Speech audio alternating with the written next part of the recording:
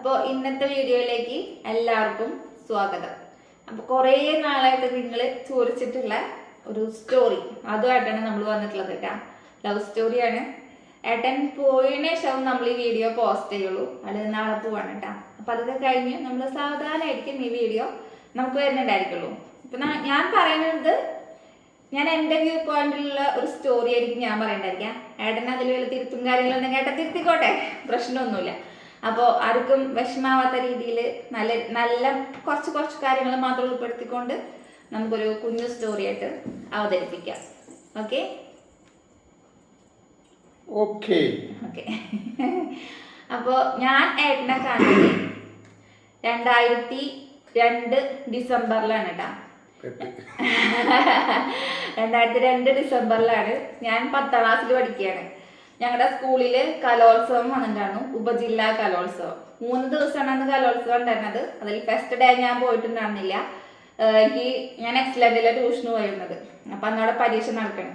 അപ്പം അന്ന് അമ്മേനോട് ഉടായിപ്പ് പറഞ്ഞിട്ട് വയറുവേദന അതുകൊണ്ട് ആ പരീക്ഷയ്ക്ക് പോയില്ല. അപ്പം അതിൻ്റെ പേരിൽ അമ്മ കലോത്സവത്തിന് വിട്ടില്ല. എൻ്റെ 2 ഫ്രണ്ട്സ് ഉണ്ടായിരുന്നു. ഒന്ന് ചിഞ്ചു ഉണ്ടായിരുന്നു, പ്രഷി ഉണ്ടായിരുന്നു കേട്ടോ. അപ്പോൾ ഇവർ രണ്ടുപേരും പോയിട്ട് വിശേഷങ്ങളൊക്കെ ആയിട്ട് വന്നു. അപ്പോൾ അത് കേട്ടപ്പോൾ നമുക്ക് ഭയങ്കര ഇൻട്രസ്റ്റ് ആയി. പിറ്റേ ദിവസം പോകാൻ വേണ്ടിയിട്ട് കാലത്ത് തന്നെ പരീക്ഷയ്ക്ക് പോയി, പരീക്ഷയ്ക്ക് എഴുതി. അങ്ങനെ 2ാമത്തെ ദിവസമാണ് ഞാൻ കലോത്സവത്തിന് പോണത്. അങ്ങനെ ഞങ്ങൾ 3 പേരും കൂടെ കലോത്സവമൊക്കെ കണ്ട്, അതായത് പല പല വേദികളിലായിരിക്കുമല്ലോ കലോത്സവം ഉണ്ടായിരിക്കുക. അപ്പോൾ സ്കൂൾ കോമ്പൗണ്ടിൽ കുറേ സ്റ്റേജസ് ഉണ്ട്. സ്കൂളിൻ്റെ ഗ്രൗണ്ട് എന്ന് പറയുന്നത് സ്കൂൾ കഴിഞ്ഞിട്ടാണ്, അതായത് വേറൊരു കോമ്പൗണ്ടിലാണ് ഗ്രൗണ്ട് വരുന്നത്. അവിടെ തന്നെ ഒരു 2-3 സ്റ്റേജ് വേറെ സെപ്പറേറ്റ് ഉണ്ടായിരുന്നു. അപ്പം നമ്മൾ ഭക്ഷണമൊക്കെ കഴിക്കാനുള്ള ടോക്കണൊക്കെ വാങ്ങിച്ച് എന്താ പറയുക, ഈ കലോത്സവം കാണാൻ വേണ്ടിയിട്ട് ഗ്രൗണ്ടിലേക്ക് പോയപ്പോൾ ബാക്കിയായിട്ടും പറഞ്ഞു ഗ്രൗണ്ടിലേക്ക് പോയി. അങ്ങനെ ഞങ്ങൾ കലോത്സവമൊക്കെ കണ്ട് ഞങ്ങൾ അതൊക്കെ കുറച്ചൊക്കെ ഇങ്ങനെ കണ്ട് ഒപ്പനയൊക്കെ ആയിരുന്നു. അതൊക്കെ കണ്ട് ഞങ്ങൾ തിരിച്ചു വരുന്നവർക്ക് ഒരു ഇടവഴി പോലെയാണ് ഗ്രൗണ്ടും ഈ സ്കൂളും തമ്മിലുള്ള ഗ്യാപ്പ് എന്ന് പറയുന്നത്.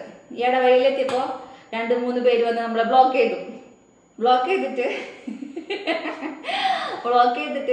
എൻ്റെ അടുത്ത് ഒരാൾ വന്ന് പറഞ്ഞു, എനിക്ക് നിന്നെ ഇഷ്ടമാണെന്ന് പറഞ്ഞു. അപ്പം ഞാൻ അടുത്തായിക്ക് പറഞ്ഞു, സോറി ഞാൻ ബുക്കിടാണ്. അതാണ് കേട്ടോ ആദ്യത്തെ വാക്കെന്ന് പറയുന്നത്. അതാണ്. അത് പറഞ്ഞ് ഏട്ടൻ്റെ 2-3 ഫ്രണ്ട്സ് ഒക്കെ ഉണ്ടാവും. അപ്പൊ നമ്മൾ വരട്ടാനൊക്കെ നിന്ന്. അപ്പൊ ഇപ്പഴാൾ പറഞ്ഞു പൊക്കോട്ടെ എന്നൊക്കെ പറഞ്ഞിട്ട് വിട്ടുവിട്ടാ. അങ്ങനെ പോന്നു. ആളെ കാണുമ്പോൾ പണ്ട് റൗഡി ലുക്കാണ്. നമുക്ക് കാണുമ്പോൾ പേടിയാവും. ആള് കോളേജിലുണ്ടാവും പഠിച്ചു തുടങ്ങുന്നത്. ഞാൻ 10ാം ക്ലാസ്സിലാണ്, ഏട്ടൻ കോളേജിലാണ്, ശ്രീകൃഷ്ണയിലാണ് പഠിച്ചിട്ടുണ്ടാകുന്നത്. പിന്നെ കാണുന്നത് അപ്പോൾ ഒന്നും കണ്ടിട്ടൊന്നുമില്ല. പിന്നെ ഞാൻ കാണുന്നത് സ്കൂളിലത്തെ ആനിവേഴ്സറിക്കാണ് കേട്ടോ. ആനിവേഴ്സറിക്ക് ഇങ്ങനെ തലയിൽ ഇങ്ങനെ മറ്റേ കോളേജിൽ അന്നത്തെ മറ്റേ കൂതറ സെറ്റപ്പിലൊക്കെ തലയിൽ ഇങ്ങനെ ഇതൊക്കെ കെട്ടി അങ്ങനെയാണ് കാണുന്നത്. അന്ന് മിൻ്റെ ഒന്നുമില്ല കേട്ടോ. പിന്നെ പരീക്ഷയ്ക്കായപ്പോ പരീക്ഷയ്ക്ക് മുന്നേ 10ാം ക്ലാസ്സിലൊരു സംഭവം ഉണ്ടല്ലോ. ഞാൻ പറയട്ടെ. ഞാൻ ഡിഗ്രി 1ാം വർഷം ക്ലാസ്സിൽ തിരിക്കുന്നു. അപ്പോൾ നമ്മള് സ്കൂളിലെ കോളേജിൽ ഫസ്റ്റ് ദിവസം പരിപാടിക്ക് വന്നില്ല. കേക്കില്ലേ? അപ്പൊ നമ്മള് ഫസ്റ്റത്തെ ദിവസം ഞാനും പോയിട്ടുണ്ടായിരുന്നില്ല. അപ്പൊ ക്ലബിൽ വന്നിരുന്നപ്പോ എല്ലാവരും അവിടുത്തെ കഥകളായിരുന്നു കംപ്ലീറ്റ്. അതായത് അവിടെ അങ്ങനെ പെമ്പിളായത് ഓരോ പല സ്കൂളിലും പല കോളേജിൽ പല സ്കൂളുകളിൽ നിന്ന് വരുന്ന കുട്ടികൾ. അപ്പൊ എല്ലാവരുമായിട്ട് സംസാരിക്കുന്നു. അങ്ങനെ ഫുള്ള് കഥകൾ ഇങ്ങനെ എല്ലാ പിള്ളേരും ക്ലബിന്റെ വീട്ടിൽ നിന്ന് പറയുന്നത്. അപ്പൊ ഞാൻ വിചാരിച്ചു പിറ്റേ ദിവസം ഞാനും ഒന്ന് ക്ലാസ് കെട്ടതിട്ട് പോവാം. അപ്പൊ 2ാമത്തെ ദിവസം ഞാനും നമ്മളെ പിള്ളേരെല്ലാരും കൂടി പോയി. അങ്ങനെ പോയി നേരെ സ്കൂളിൽ വന്നു. അപ്പൊ നമ്മള് ഫസ്റ്റ് ഇവിടെ കാണണമെന്ന് വെച്ച് കഴിഞ്ഞാൽ നമ്മൾ ഈ സ്കൂളിലെ കുട്ടിയല്ലല്ലോ, നമ്മുടെ നാട്ടിലെ കുട്ടിയല്ലോ, നമ്മൾ ഇവിടുത്തെ ലോക്കൽസ്. അപ്പോൾ നമ്മള് ഇവരെ ഫസ്റ്റ് കാണുമ്പോൾ തന്നെ നമ്മൾ ഇവിടുത്തെ നാട്ടുകാരല്ല, നമുക്ക് എന്തും പറയാം, അങ്ങനത്തെ ആ ധൈര്യത്തിലാണ് പറഞ്ഞത് കേട്ടോ ഫസ്റ്റത്തെ ദിവസം. എനിക്ക് ഇതിൽ കുറച്ച് എനിക്കറിയാം, കാരണം വേറെ സ്കൂളിലത്തെ കുട്ടിയാണെന്ന് വിചാരിച്ചു എന്നുള്ള കാര്യം എനിക്കറിയാം. പക്ഷെ ഇതെനിക്കറിയില്ലായിരുന്നു കേട്ടോ. ഫസ്റ്റ് ദിവസം വന്നിട്ടില്ല എന്നുള്ള കാര്യം. പിന്നെ ക്ലബിൽ ഒരു ചർച്ചാ വിഷയം ഫ്രണ്ട്സിനൊക്കെ ആയിട്ട് ചർച്ചാ വിഷയം കഴിഞ്ഞിട്ടാണോ അതെനിക്ക് അറിയില്ല കേട്ടോ. ഞാൻ ഇപ്പോഴും അറിയുന്നുണ്ട്. അപ്പൊ നമുക്ക് പുതിയ അറിവുകൾ ഇപ്പൊ കിട്ടും, എന്നിട്ട് നമുക്ക് പഠിക്കാം. അപ്പോ പിന്നെ ഞാൻ കാണുന്നത് പിന്നെ വല്ലതും പറയണ്ട. ഇല്ല, ഓക്കെ. അപ്പൊ പിന്നെ ഞാൻ കാണുന്ന പോലെ ആനിവേഴ്സറി ആയിരുന്നു. പിന്നെ അത് കഴിഞ്ഞിട്ട് അല്ല, നമ്മളൊരു ദിവസം ഞാൻ വണ്ടിയുമ്പോ വരുമ്പോ നിങ്ങൾ അവിടുന്ന് സൈക്കിളോട്ട് വരുന്ന രംഗം അതാണ് പിന്നീട് കാണുന്നത്. പിന്നെ ഏട്ടൻ കണ്ടോ? അതെനിക്കറിയില്ല, ഇതൊന്നും എനിക്കറിയില്ല ഏട്ടാ. ഞാൻ പറഞ്ഞില്ല, എനിക്ക് എന്റെ വ്യൂ പോയിട്ട് മാത്രമേ ഉള്ളൂ. ഏട്ടന്റെ കാര്യമൊന്നും പിന്നെ എനിക്ക് അറിയില്ല ഏട്ടാ. ഏട്ടൻ പിന്നെ എന്നെ കണ്ടിട്ടുണ്ടോ പോലും എനിക്കറിയില്ല. ഇല്ല ഇല്ല, ഒരാഴ്ച 2 ആഴ്ച കഴിഞ്ഞപ്പോഴാണ് ഞാൻ കാണുന്നത്. അപ്പഴാ മനസ്സിലായത് ഞാൻ ഇവിടെ നാട്ടിൽ ഈ നാട്ടിൽ അപ്പഴാ മനസ്സിലായിട്ടുള്ളത്. ആള് പെട്ടതാണ് ശരിക്ക്. അപ്പൊ ഓട്ടോഗ്രാഫ് വാങ്ങിച്ചിട്ടുണ്ടായി. അതായത് ഞാൻ ഓട്ടോഗ്രാഫ് എഴുതിയിട്ടില്ല, നമ്മൾ 10ാം ക്ലാസ്സിലെ ഓട്ടോഗ്രാഫ് എഴുതല്ലോ.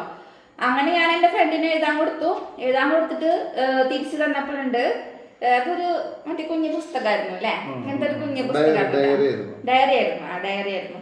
അപ്പൊ അതിന്റെ ബാക്കിൽ ഏറ്റവും ലാസ്റ്റത്തെ പേജില് ഒരു മാതിരി ഒരു ഫോട്ടോയും ഒരു താമരയുടെ അടിയിൽ വെള്ളം ഒക്കെ വരച്ചിട്ടൊരു കവിതയൊക്കെ എഴുതി വിട്ട് കൊടുക്കണം. ആരെഴുതി കവിതയായിരുന്നു? കവിത കോളേജിൽ അല്ലാണ്ട് സ്വന്തമായിട്ടൊന്നല്ല, വേറെ ആരെ കൊണ്ടൊക്കെയോ എഴുതിപ്പിച്ചിട്ടേക്ക് തന്നതാണ്. പക്ഷെ ഞാൻ വന്ന ബുദ്ധിയാണ്, എനിക്കറിയില്ലല്ലോ ഇതൊന്നും. ഇവരെ നമ്മളന്ന് ഇതൊന്നും ചിന്തിക്കാനൊരു പ്രായമില്ല. ഇവര് സ്വന്തമായിട്ട് എഴുതണ്ടാന്നൊക്കെ വിചാരിച്ചിട്ട് നമ്മളിരിക്കുന്നത്. പക്ഷെ ഏട്ടൻ ഇതുപോലെ എനിക്ക് കുറെ കത്തുകളൊക്കെ തന്നിട്ടാ. ഏട്ടന്റെ കുറെ കവിതകളൊക്കെ എനിക്ക് തന്നിട്ടുണ്ടായിരുന്നു. ഏട്ടനെ എഴുതിയതൊന്നല്ല, ഇല്ലാതെ പറ്റാ. എനിക്കറിയില്ല, അതാ പറഞ്ഞത്. ഏട്ടന്റെ കുറെ ഫ്രണ്ട്സ് പോലെ എഴുതുന്ന ആൾക്കാരൊക്കെ ഉണ്ടായിരിക്കുമല്ലോ, അവര് എഴുതിയതൊക്കെ മോഷ്ടിച്ചിട്ട് എനിക്ക് എഴുതിയിട്ട് തരും. അങ്ങനെയൊക്കെ എനിക്ക് എഴുതിയൊക്കെ തന്നിട്ടുണ്ട് കേട്ടാ. അപ്പൊ എന്നിട്ട് പിന്നെ ഞങ്ങൾ കാണുന്നത് ഇതേപോലെ ഈ ഒരു ഓട്ടോഗ്രാഫും കാര്യങ്ങളൊക്കെ എഴുതിയതിനു ശേഷം പിന്നെ കാണുന്നത് സ്കൂൾ വെക്കേഷൻ ആയപ്പോഴാണ്, 10ാം ക്ലാസ്സിന്റെ വെക്കേഷൻ ആയപ്പോഴാണ്. അപ്പൊ ഞങ്ങൾക്ക് കടയുണ്ട്. അന്ന് പണ്ട് ടെലിഫോൺ ബൂത്ത് ഉണ്ട്, നിങ്ങൾക്ക് അറിയോന്ന് അറിയില്ല. പറഞ്ഞാല് അവിടേക്ക് ഏട്ടൻ ഫോൺ വിളിക്കാൻ വേണ്ടി വരും. ആരെ ഫോൺ വിളിക്കാനാന്ന് പറഞ്ഞേ? ഏട്ടൻ വരും, ഏട്ടന്റെ ഫ്രണ്ട്സ് വരും, കംപ്ലീറ്റ് ഇവരെ ടീം മൊത്തം ഞങ്ങളുടെ കടയിലായിരുന്നേരം. അങ്ങനെ കണ്ടിട്ടാണ് പിന്നെ ഇഷ്ടമായി തുടങ്ങിയത് കേട്ടാ. ആളൊന്നല്ലെങ്കിൽ ഒരു ബന്ധം ഉണ്ടായിരിക്കില്ല. ചിലപ്പോ ഞങ്ങൾക്ക് ടെലിഫോൺ ബൂത്ത് ഉണ്ടായിരുന്നു, സ്റ്റേഷനറി കട ഉണ്ടായിരുന്നു, ടൈലറിംഗ് കട ഉണ്ടായിരുന്നു. ഇത് 3 ഉണ്ടായിരുന്നു അതിൻ്റെ ഇടയില്. അപ്പൊ ഒന്നല്ലെങ്കിൽ ഫോൺ വിളിക്കാൻ വരും, അല്ലെങ്കിൽ മിഠായി വാങ്ങിക്കാൻ വരും. അങ്ങനെ കാണുമ്പോ ചിരിക്കും, അങ്ങനെയൊക്കെ ഉള്ളൂ. പിന്നെ ഇടയ്ക്ക് ഇങ്ങനെ കാണാം, പെട്രോൾ കഴിഞ്ഞിട്ട് വണ്ടി ഉന്തി കൊണ്ടുപോകും. വണ്ടി നന്നായിട്ട് ഞങ്ങളുടെ വീടിന്റെ മുന്നിൽ എത്തുമ്പോ കറക്റ്റ് പെട്രോൾ കഴിയും. എന്റെ വീട് ഹൈവേയിലാണ് കേട്ടാ. അപ്പൊ ആള് എങ്ങനെയെങ്കിലൊക്കെ ഇങ്ങനെ ഊതിയിട്ടൊക്കെ ആവും ചിലപ്പോൾ വരുന്നുണ്ടായിരിക്കും. പക്ഷെ നമ്മുടെ വീടിന്റെ മുന്നിലേക്ക് കറക്റ്റ് കഴിയും, ചമ്മിയിട്ടുണ്ടാവും. പിന്നെ അവിടെ നിന്ന് ഉന്തി പിടിച്ചിട്ടാവും പിന്നെ പോണുണ്ടായിരിക്കട്ടാ. അപ്പൊ ഒരു പേട്ടച്ചിരിയൊക്കെ ജീവിച്ചിട്ടാവും ഒരാൾക്ക് പോവാ. അങ്ങനെയൊക്കെ കണ്ട് പിന്നെ ഞാൻ +1 ജോയിൻ ചെയ്യണക്കാട്ട് മുന്നേ ഇഷ്ടമാന്ന് പറഞ്ഞു. എല്ലാം പറയാനുണ്ടോ? ഇഷ്ടമാണ്. അപ്പൊ അന്ന് പിന്നെ നമ്മള് കള്ളുകൂടിയും കാര്യങ്ങളൊക്കെ ഉള്ള അതെ, നല്ല അത് പ്രത്യേകിച്ച് പറയാനുള്ളതാണ്. അല്ലല്ല, കള്ളുകൂടി തുടങ്ങിയ കോളേജ് 2nd ഇയറിന് പഠിക്കുമ്പോഴാണ് കള്ളുകൂടി തുടങ്ങിയത്. പക്ഷെ ഇത് ബീർ കഴിച്ചു കൊടുന്നു, മറ്റേ ചെത്ത് കള്ള് കഴിച്ചു കൊടുന്നു. ഇപ്പൊ കുടിക്കില്ല കേട്ടാ. അപ്പൊ എന്റെ വീട്ടില് മെയിൻ ആയിട്ടുള്ള ഇഷ്യൂ വന്നത്, വീട്ടിലിറങ്ങിയതിനു ശേഷം മെയിൻ ആയിട്ടുള്ള ഇഷ്യൂ വന്നത് ഈ കള്ളുകൂടിയുടെ വരുമാനത്താണ്. കള്ളുകൂടി എന്ന് പറയുമ്പോ എന്റെ അച്ഛൻ കള്ളൊന്നും കുടിക്കില്ല.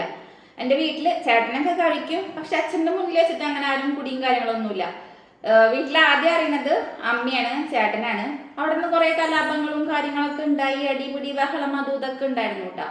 നമ്മൾ സാധാരണ ഒരു സാധാരണ ഒരു വീട്ടിൽ നടക്കുന്ന രീതിയിലുള്ള എല്ലാ പ്രശ്നങ്ങളും കാര്യങ്ങളൊക്കെ ഉണ്ടായിരുന്നു. പിന്നെ ഞങ്ങളുടെ ദൂതായിട്ട് നിന്നിരുന്നത് എന്റെ പുന്നാരനിയനായിരുന്നു. ഏട്ടൻ ഇപ്പോഴും എന്റെ ആങ്ങളമാരിൽ ഏറ്റവും ഫേവറേറ്റ് എന്ന് പറയുന്നത് സച്ചുട്ടൻ തന്നെയാണ് കേട്ടാ. അത് ഒരു ചെറുപ്പം തൊട്ടുള്ള ഒരു ബോണ്ടിങ് ആണ്. ഞാനും സച്ചുട്ടനും തമ്മിൽ ഒരു 7 വയസ്സിന്റെ ഗ്യാപ്പ് ഉണ്ട്. ആ ചെറുപ്പം തൊട്ടിട്ട് സച്ചുട്ടനായിട്ട് ഏട്ടന് ഭയങ്കര കൂട്ടുകൂടുതല്ല. അതിപ്പോഴും ഉണ്ട് കേട്ടോ. അത് ഭയങ്കര എന്താ പറയാ, മറ്റ് തക്കുടാണെങ്കിലും ചേട്ടനാണെങ്കിലൊക്കെ ആ ഒരു ബോണ്ടിലേക്ക് കറക്റ്റ് വന്നിട്ടില്ല. പക്ഷെ സച്ചു ഏട്ടൻ എന്ന് പറഞ്ഞാല് അളിയൻ ചങ്ക് പറയില്ലേ, അങ്ങനെയാണ് കേട്ടാ. അപ്പോ സച്ചുട്ടനായിരുന്നു ഞങ്ങളുടെ മെയിൻ ദൂതൻ എന്ന് പറയുന്നത്. പിന്നെ ഏട്ടന്റെ ഫ്രണ്ട്സ്, അങ്ങനെ കുറച്ച് കാര്യങ്ങൾ. നമുക്ക് മെയിനായിട്ട് ഐറ്റം കത്ത് കൈമാറലാണ്. കുറെ കത്തുകൾ ഇങ്ങനെ കൈമാറിയിട്ട് ഈ കത്താന്ന് തോന്നുന്നുണ്ട് മെയിനായിട്ട്. എനിക്കറിയില്ല, ചിലപ്പോൾ വേറെ എല്ലാവരും പറഞ്ഞു കൊടുത്തിട്ടൊക്കെ ആയിരിക്കും. എൻ്റെ ചേട്ടനാണ് ആദ്യമായിട്ട് അറിയുന്നത്. ചിലപ്പോൾ അവർക്ക് അവരുടേതായ വേഷൻസ് കാര്യങ്ങളും കുറെ ഉണ്ടായിരിക്കും. നമ്മുടെ ഭാഗത്തു നിന്ന് മാത്രമല്ലേ ചിന്തിക്കുന്നുള്ളൂ. ആ ഒരു പ്രായം എന്ന് പറയുന്നത് അതാണ്. അങ്ങനെ അമ്മ അറിഞ്ഞു, ചേട്ടൻ അറിഞ്ഞു, വീട്ടിലാകെ ബഹളായി, ഏട്ടനെ വിളിപ്പിക്കലായി, സംസാരിക്കലായി, കാര്യങ്ങളായി. അയ്യോ, അതിന് വേണ്ടിട്ട് ഞാൻ കോളേജിൽ നിന്ന് 3:30 കോളേജ് വിട്ട് കഴിഞ്ഞാൽ അവിടെ എല്ലാവരും പിള്ളേരെല്ലാവരും കമ്പനി അടിച്ചിരിക്കും, മതിലുമ്പിലിരിക്കും. നമ്മളവിടെ നിന്ന് ബൈക്ക് എടുത്തൊരു വരവാണ് തളിക്കുളത്ത്. ഞാൻ സ്കൂളിൽ +2 പഠിച്ചിരുന്നത് തളിക്കുളം സ്കൂളിലാണ്.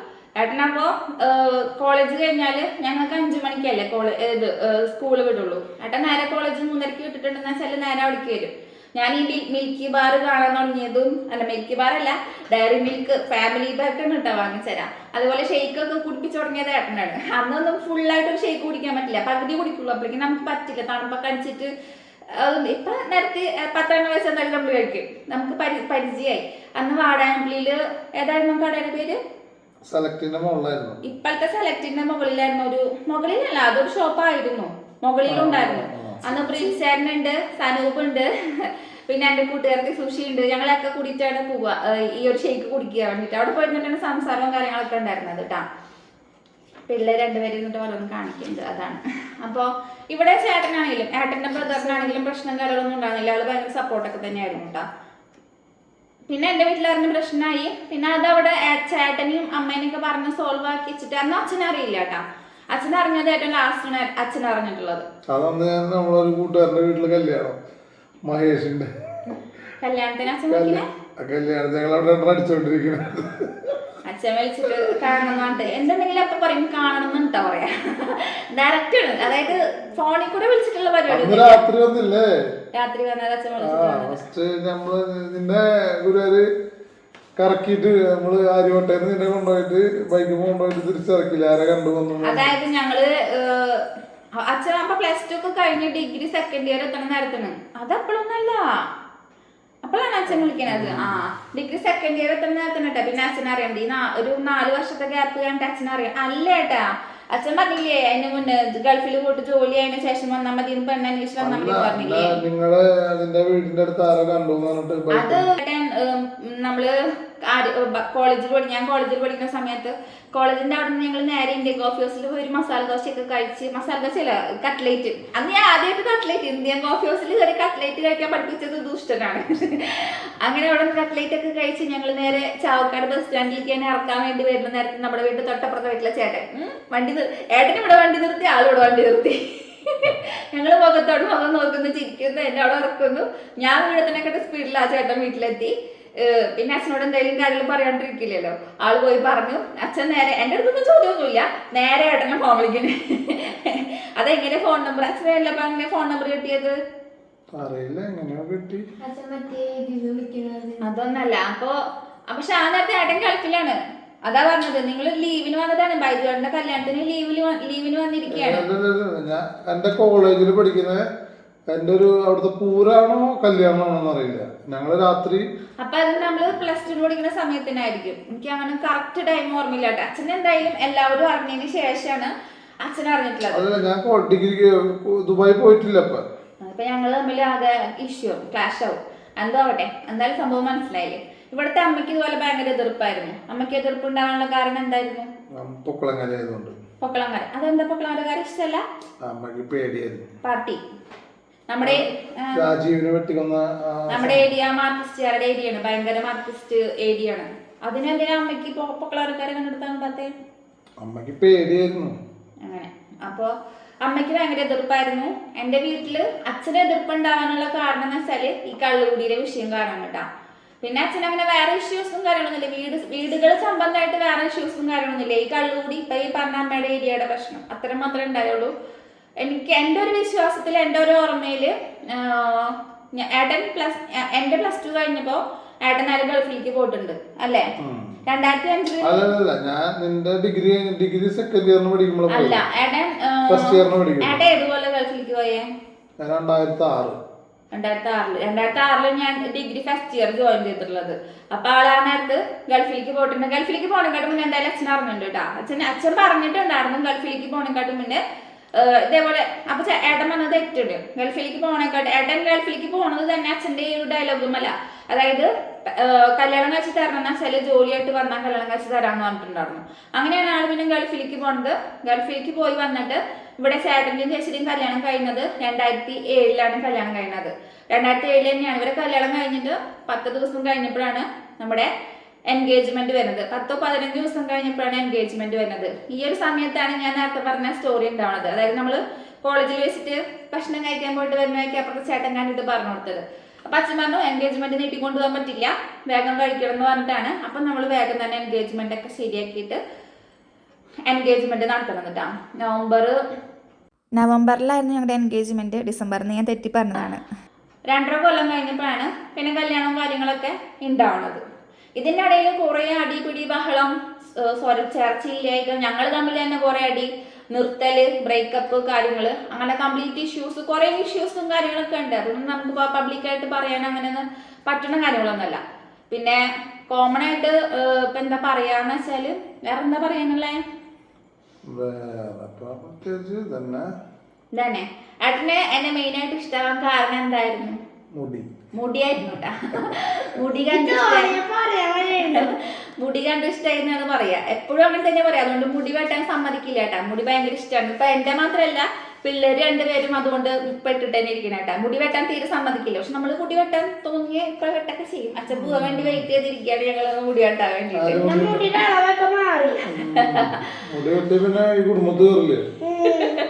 മതി മതി, ഇനി ഇവിടുന്ന് അടിയാവും, 2 കൂടെ അടിയാവും. ഇനി എഴുന്നേരം ഇതെന്റെ അവസ്ഥ. മതി മിണ്ടാതിരി. വേറെ എന്താ പറയാനുള്ളത്? ഞങ്ങൾ അങ്ങനെ വല്ലാണ്ട് കറങ്ങാൻ പോക്കും കാര്യങ്ങളൊന്നും ഉണ്ടായിട്ടൊന്നുമില്ല. ഇതേപോലെ ഷേക്ക് കുടിക്കാനും കാര്യങ്ങളൊക്കെ ആയിട്ട് പോകും. പിന്നെ ഒരു വട്ടം അങ്ങോട്ട് നമ്മള് മറ്റേ തളിക്കുളത്ത് പോയപ്പോ പറഞ്ഞത് അങ്ങനെ 1-2 വട്ടമായിട്ട് വെറുതെ ജസ്റ്റ് ടീ പോയ ഇന്ത്യൻ കോഫി ഹൗസിൽ പോയിട്ട് ഒരു കട്ട്ലേറ്റ് കഴിച്ചത് അങ്ങനെയൊക്കെ തന്നെ ഉണ്ടായിട്ടുള്ളൂ. അല്ലാണ്ട് വേറെ പുറത്തേക്ക് പോക്കും കാര്യങ്ങളും അതെ. ബൈക്കുമ്മ കയറാനുള്ള ഒരു ആഗ്രഹം കൊണ്ട് മാത്രം, അത് സത്യമായിട്ടോ പറഞ്ഞത്.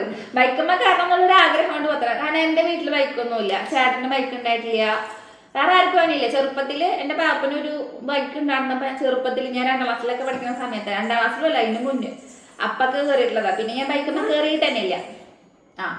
അടിപൊളിയായിട്ടുണ്ട്. നിങ്ങൾക്ക് കാണുന്നുണ്ടോന്ന് എനിക്ക് അറിയില്ല.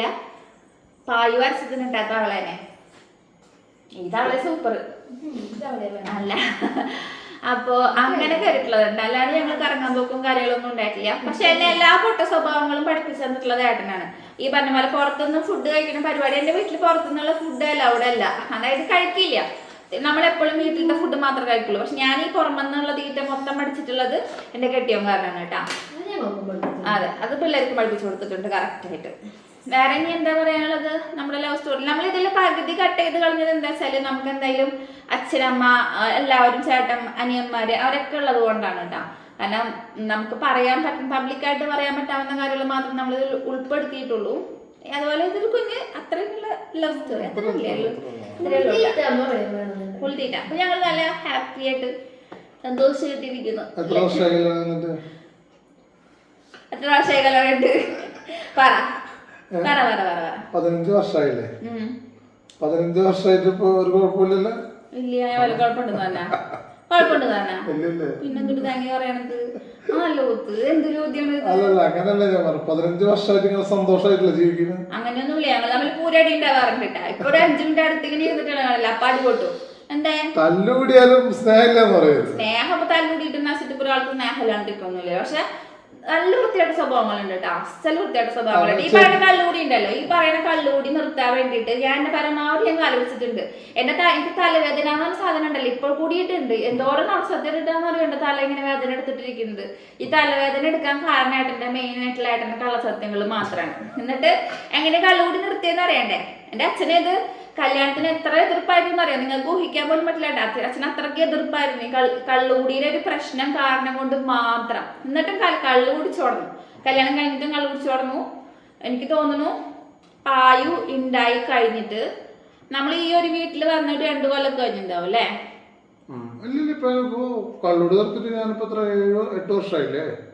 8 വർഷം കഴിഞ്ഞു.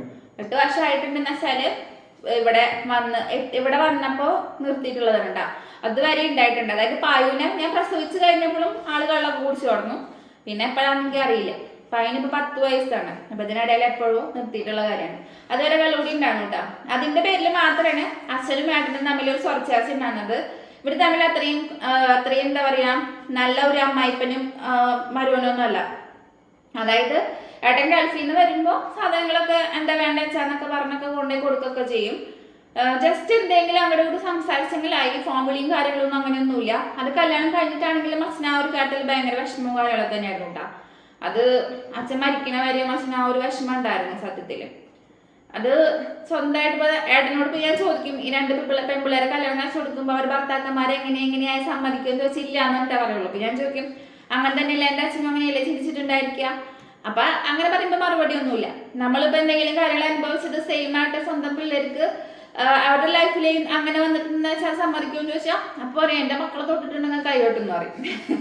ഇതാണ് അവസ്ഥ. അവരുടെ മക്കൾക്ക് ഒന്നും വരാൻ പാടില്ല, എന്നാൽ മറ്റുള്ളവരുടെ മക്കൾക്ക് എന്ത് വേണമെങ്കിലും ആയിക്കോട്ടെ എന്നുള്ള ചിന്താഗതിയാണ് കേട്ടോ.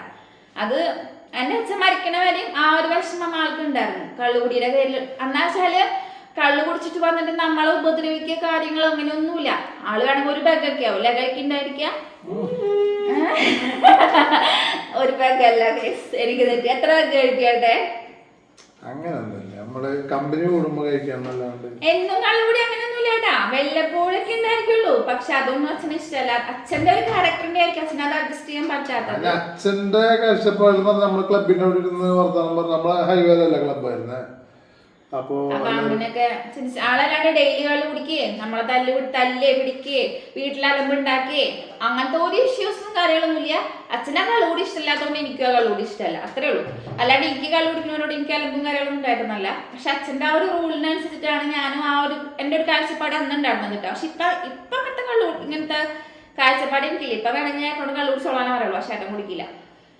അങ്ങനെ അപ്പൊ ലവ് സ്റ്റോറി പറഞ്ഞു അവസാനം കുടിച്ചു. എന്നാണ് ഞങ്ങൾ രണ്ടുപേരും എടുത്തിരുന്നാലുണ്ടല്ലോ, പിന്നെ അവിടുത്തെ പടക്കം തീ വീട് കൊടുക്കൂല, അങ്ങനെ വരാം. അപ്പൊ ഇത്രയൊക്കെ തന്നെയല്ലേ പറയാനുള്ളൂ. വേറെ വല്ലതും പറയാനുണ്ടോ?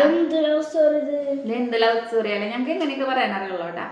ഞാനപ്പോ ഏട്ടനെ കല്യാണത്തിന് മുന്നേ 7 വർഷം 7 വർഷം, അപ്പൊ കല്യാണത്തിന് ശേഷം 15 വർഷം, 15 7 22 വർഷമായി ഞാൻ ഈ മനുഷ്യനെ സഹിക്കാൻ തുടങ്ങിയിട്ട്. എന്നെ ഒരു ടൂറ് വിടില്ല. സ്കൂളിൽ നിന്ന് എല്ലാ പിള്ളേരും ടൂറ് പോവും, ഞാൻ മാത്രം പോവില്ല. എന്റെ എന്തുകൊണ്ട് പോവാത്തെ? എന്തുകൊണ്ട് വിടാത്തെ? എനിക്കിഷ്ടല്ലാതെ ഞാനും പറഞ്ഞോളൂ.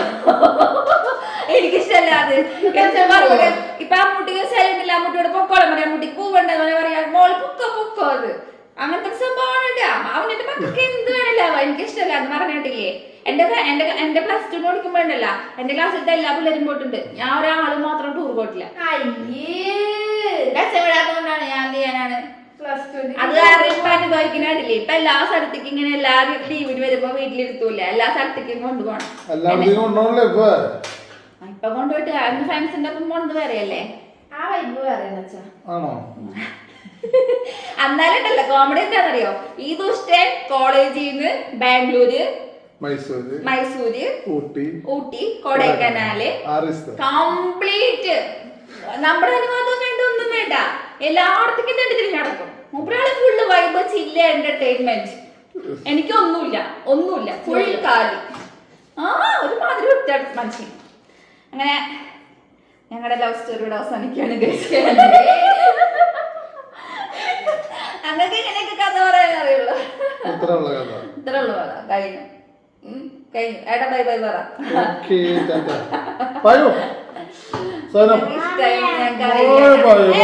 ഞാൻ മൈൻഡപ്പ് പറയട്ടെ.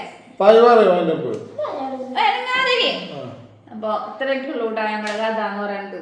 നിങ്ങൾ ഈ പറയുന്ന പോലെ വല്ലാണ്ട് ആർഭാടമായിട്ട് പൊലിപ്പിച്ച് പറയാൻ വേണ്ടി മാത്രമുള്ളതൊന്നുമില്ല. ഇതിൽ കുറെ ഇൻസിഡൻസും കാര്യങ്ങളൊക്കെ ഉണ്ട്, അതൊന്നും നമ്മൾ ഷെയർ ചെയ്തിട്ടില്ല.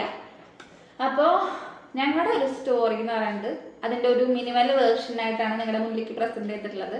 ഇത്രയേ ഉള്ളൂ കേട്ടോ. Okay, by.